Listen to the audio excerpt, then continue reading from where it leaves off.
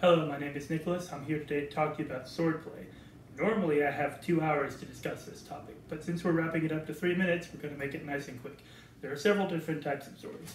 We have here what we call a modern classification of a short sword or an arming sword. Note that it's held in one hand. This would be a cutlass or a saber, depending on the weight. Note the long and curve. We have here what we call a side sword, where you can put your finger above the guard. It's nice and long and stabby.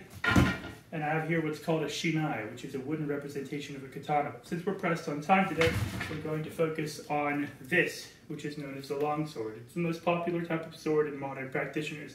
We're going to start by breaking the longsword up into different segments. We're going to start with basic sword anatomy. Over here we have the pommel, which is the counterweight to the blade. It's also used to pommel the helmets of people in armor. Here we have what's called the grip. This is where you hold the sword. Here we have the cross guard. This is used to intercept blades that are coming towards your hand so you don't get your finger cut up.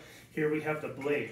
Furthermore, we can separate the blades into edges. We have this edge that faces away from you. This is called the true edge. This is your striking edge. The edge that faces towards you is called your false edge. This is the edge that comes towards you. It's mainly used for deflection.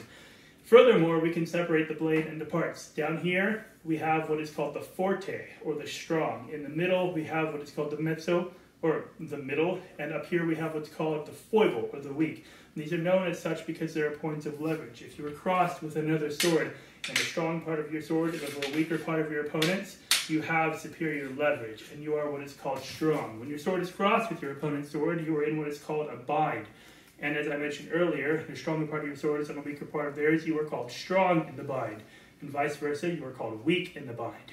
So, we're going to go over a few basic swordplay techniques, starting with our stance. If you take a look at my feet, we're going to start with our feet together. If you're right-handed, like all good people should be, you're going to take your left foot, pivot it out 90 degrees at your heel, and then pivot that back roughly 90 degrees at your toe. Your toe should now be lined up with your back heel. We're going to take one comfortable step back from here and adjust our feet so they're roughly shoulder width. Turn our foot slightly out and put our weight on the balls of our feet. We are now on a basic stance. From here, we're going to take our sword and point it straight out. We are now in what is called a guard. This guard is called long point or posta longa, and this is the basic guard that I teach people from. So from here, we're going to perform some basic footwork. We're going to push through our back calf and our quad to perform what's called an advancing step. And then, normally this is where I have people do this several times. So we would do an advancing step, and now we're going to do the exact thing, but opposite. We're going to push through our front calf and our front toe to perform what is called a retreating step. This is probably the most important step in all of swordplay because it keeps you away from your opponent who's chasing you. So furthermore, we're going to learn some very basic swordplay techniques. We're going to sum it down to just one. We're going to learn the parry and repose. So first, a parry is where you put your sword in between an incoming sword and your body to prevent yourself from dying. So let's say a basic parry right here will go to this guard position known as window, or ox if you're German.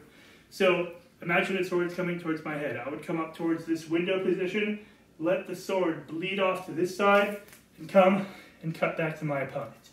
And that, in 3 minutes, is the basics of swordplay.